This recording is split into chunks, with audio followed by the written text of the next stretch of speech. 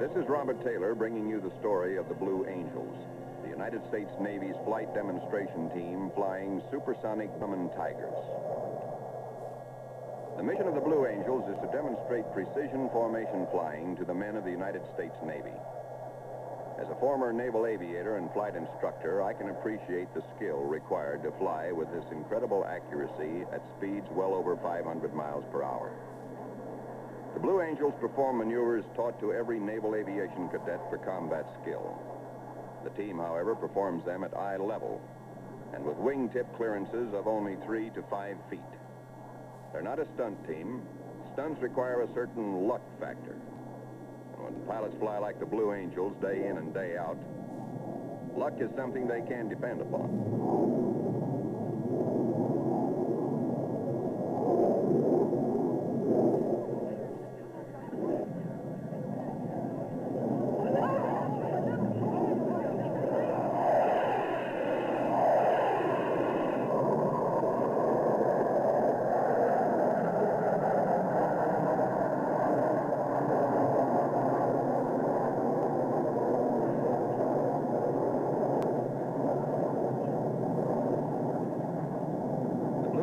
Perform every standard maneuver in the book, and some that are not, like this left echelon roll, which according to the book can't be done. The team does it to prove that with practice, even the impossible becomes possible.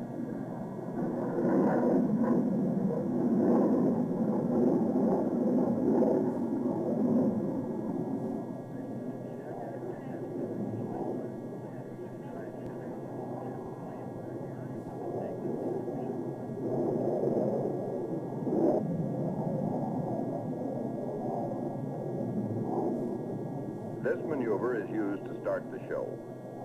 The planes brake to the 4 headings of the compass and then dive toward a point at a closing speed of over 1,200 miles per hour, passing within 10 feet of each other at nearly ground level.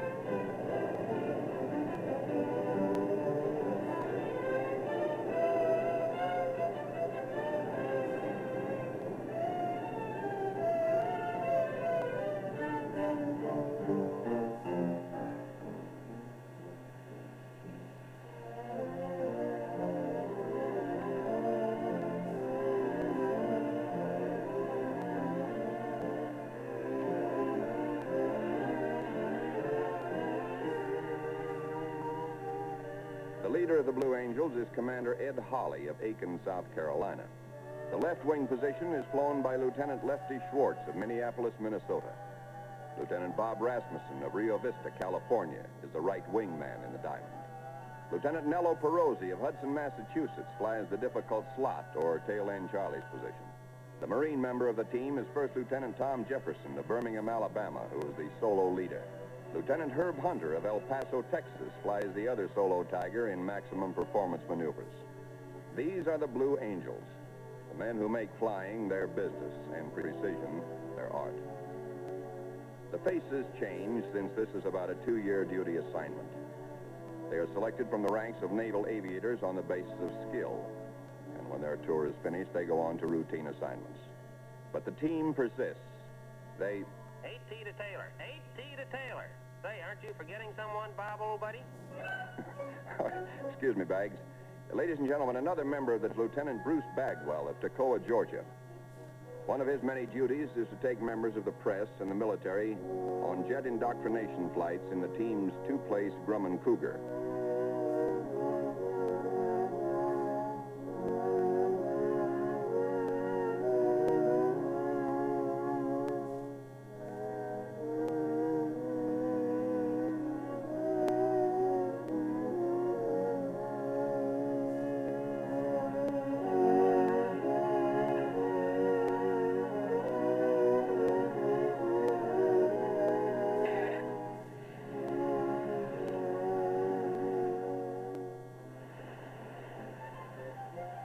When the angels come to Earth, they're much like other mortals of like age.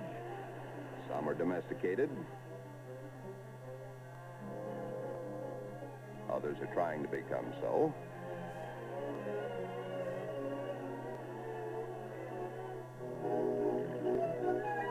Or trying to outrun it.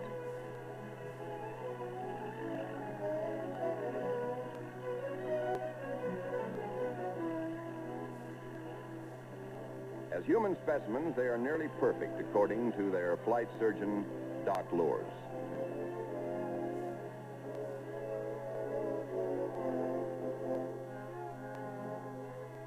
Their wives, much like other wives, share complaints about their husband's work. 60 shows a year keep the angels away from home too much, and this upsets the family's domestic routine. This is what bothers the wives, not the flying. Come and get it!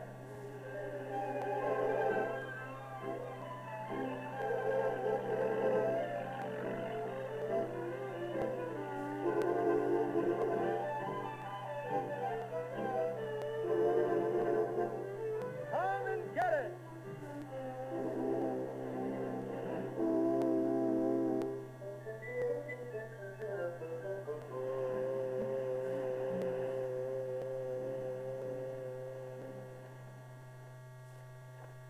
The home of the Blue Angels is Pensacola, Florida, where they are a part of the Naval Air Training Command.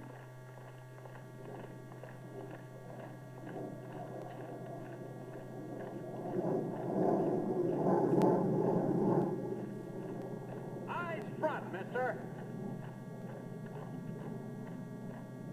It takes a lot of spirit to make a team, for every man is part of the other. But it also takes work. Teamwork.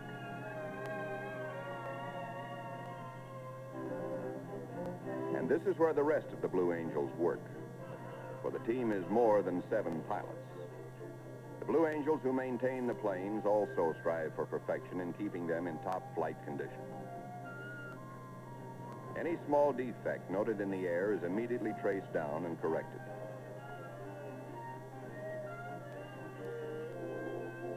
The delicately balanced partnership of man and machine can tolerate no imperfections when you fly only a broomstick's length apart. Every Blue Angel is a specialist, and because everyone does his job well, they are known as the cream of precision flying organizations. The planes themselves are not special aircraft, but are production models in use in the fleet. The team's strenuous performance, however, places more than usual demands upon these men who move about the country with the pilots and their planes, working extremely long hours in order to have the aircraft ready and in flawless condition for each demonstration. Only volunteers are used for this demanding work, and they enjoy the highest respect, not only of their own officers, but of the entire Navy. These men, whose skills make possible the team's performance, are under the supervision of Lieutenant Commander Bill Olson, engineering officer.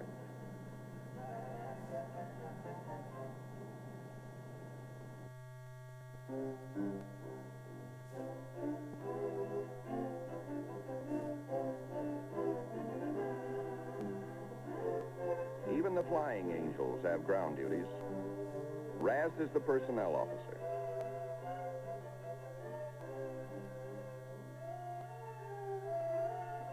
Tom is material officer. And Bags handles all the fan mail in addition to his other duties.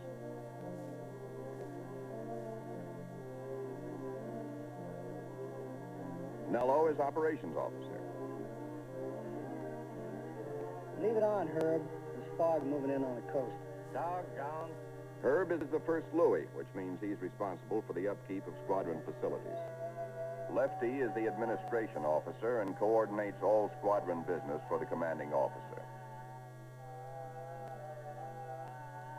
Hey, boss, due to this front here, the urologist said we won't get up till 1300. Hey, boss, listen to this. The old man writes that for the last quarter, the Blues were again the largest single factor to inspire college men to become naval aviators. That'll pay the rent. We won't be much of an inspiration if we don't get up to practice. You're sure right there, boss. I don't know. Look at this darn front here. There have been many pilots before who proudly wore the Blue Angel insignia. Good pilots, men who distinguished themselves in combat and in peace. Good pilots, good planes, and constant practice. The combination that has inspired millions with confidence in the ability of America's naval air arm. That has inspired countless other naval pilots to achieve the best, to strive for the perfection that marks the Blue Angels.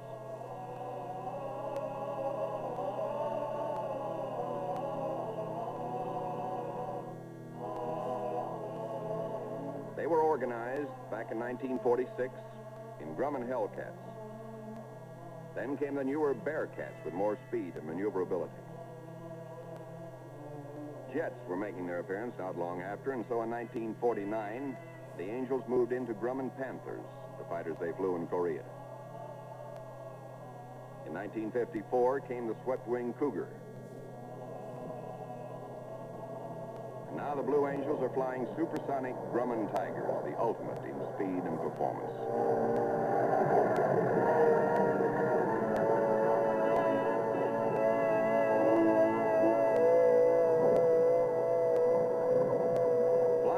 Close at these high speeds, the airflow creates a proximity effect that wants to repel the airplanes. To overcome this proximity effect, Lefty has to fight to hold his position. Rass, who has the same problem on the right wing, counteracts Lefty's effect on the leader's plane. When Nello is in the slot position, Commander Holly, the leader, is so balanced by all three Tigers that he could, though he never does, take his hands and feet off the controls, and the formation would push him all the way around the roll.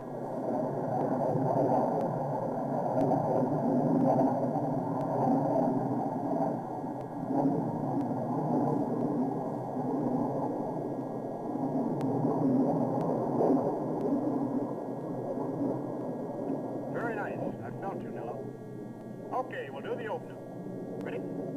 Shift. Now.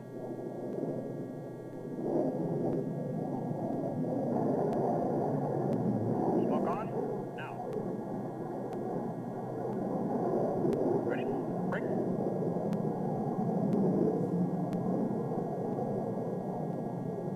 Ready? Break. Ready? Roll. Hey, boss, right and left-hand traffic this morning. Yikes! That's the Army head around that blonde last. No. Yeah, the foreign car with the right-hand drive. Come on, boss. Here I come. What's the matter, Rass? You always scratched my new paint job. Wasn't too bad an opener, though. Okay, let's have a good join-up this time. Okay, judge your closing speed.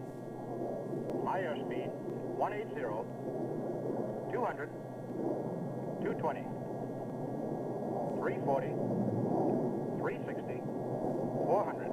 We'll have to practice that opener again. Our timing was off. First, we'll do a couple of left echelon rolls.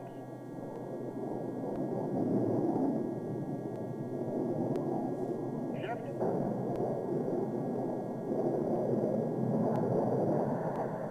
Okay, down we go. And up we go.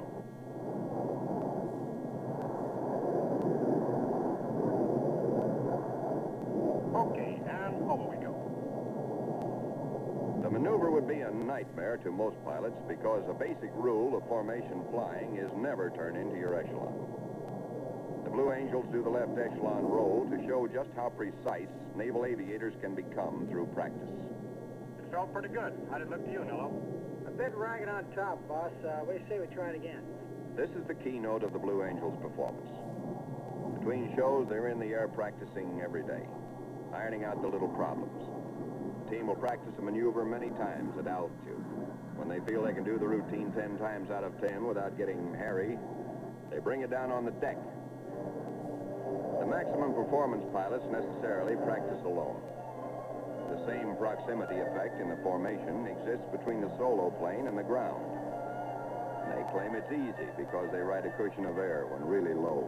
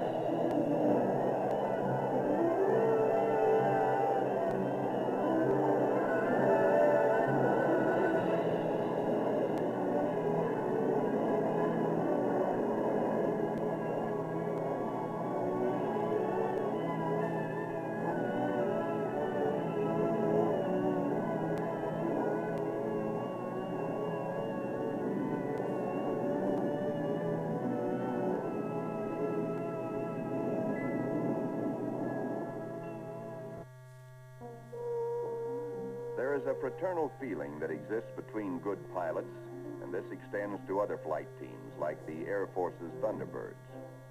To the second team, the Birds.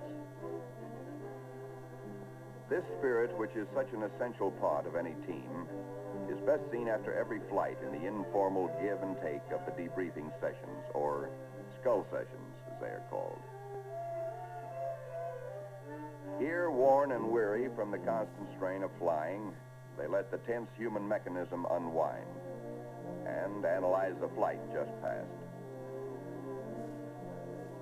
In spite of fatigue bordering on exhaustion, each maneuver is discussed in detail. Each pilot contributes his criticisms and suggestions, all to the end of achieving perfection as a team. For to fly like the Angels is a complicated business. It's no simple feat of acrobatic prowess and nerve like the barnstormers of former years, but the result of scientific precision as carefully organized as a ballet, and requiring infinitely more complex coordination of supersonic aircraft and hair-trigger human reactions. Power settings, air speeds, rate of turn, G's. What went wrong with that maneuver? How to improve this one? Over and over, ironing out all the bugs, and then into the air again. Followed by another skull session and then rest. 2 hours of this type of flying a day is about the limit. And tomorrow is another day. Tower from Blue Angel Leader. Taxi and takeoff instructions for 6. Roger, Blue Angel Leader. Cleared to runway 13. Winds light and variable. Over. Roger from Blue Angel Leader.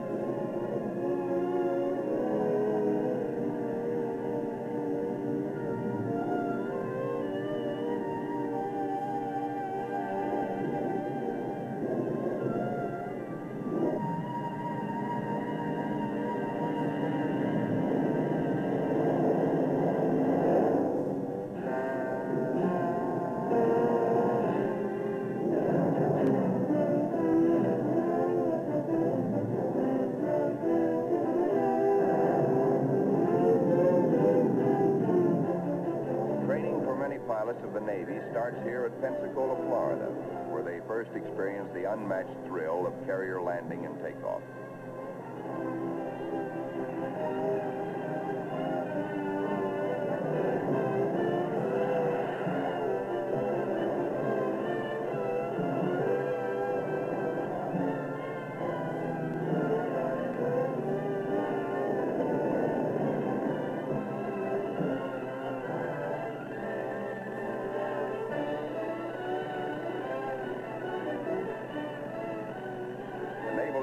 Cadet progresses from slow, conventional aircraft into modern high-speed jets. And after graduation, more training. For the training program that initially prepares these men for the fleet continues throughout their Navy careers.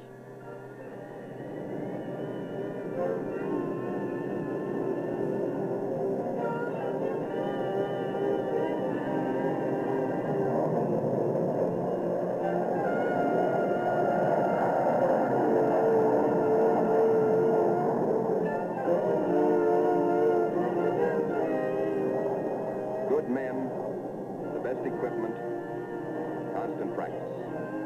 This is the secret of the Blue Angels and the United States Navy.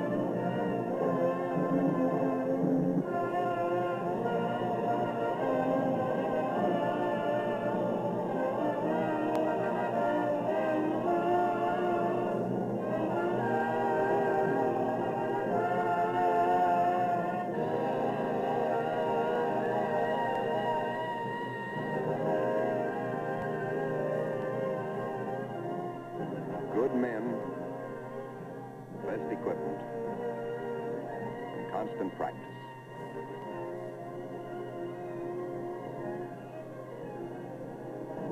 This is your United States Navy.